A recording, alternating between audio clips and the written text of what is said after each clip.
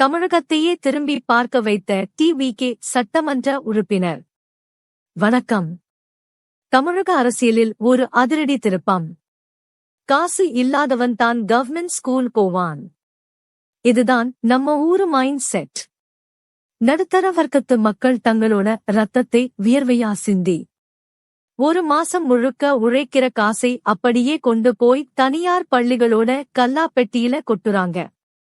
ஆனா ஒரு மாநில சட்டமன்ற உறுப்பினர், என் புள்ளையும் நம்ம அரசு பள்ளியில தான் படிக்கும் அப்படின்னு கெத்தா ஒரு முடிவை எடுத்திருக்காரு.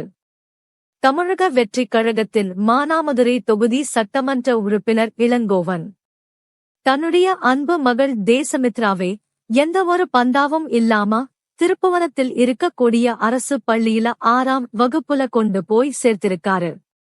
யோசிச்சு பாருங்க மக்களே.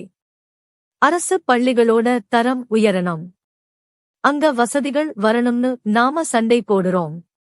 ஆனா அங்க நம்ம பிள்ளைகளைச் சேர்க்க தயங்குறோம். அரசு பள்ளி அப்படின்னாலே அது ஏழைங்களுக்கானது மட்டும்தான் அப்படின்ற பிம்பத்தை உடைச்சு எரிஞ்சிருக்காரு இந்த மக்கள் பிரதிநிதி. மக்களுக்கு சேவை செய்ய வந்த நாங்களே அரசு பள்ளியை நம்பும்போது ஏன் நம்பக்கூடாது அப்படின்னு சத்தமே இல்லாம ஒரு புரட்சியை செஞ்சு காட்டியிருக்காரு இளங்கோவன்.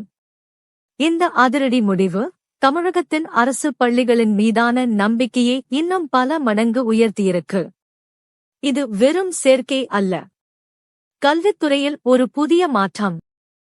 இது போன்ற உடனடி தமிழ் செய்திகளை தொடர்ந்து பெற எங்கள் சேனலை சப்ஸ்கிரைப் செய்து பெல் ஐ அழுத்துங்கள். உங்கள் ஆதரவே எங்கள் பலம்.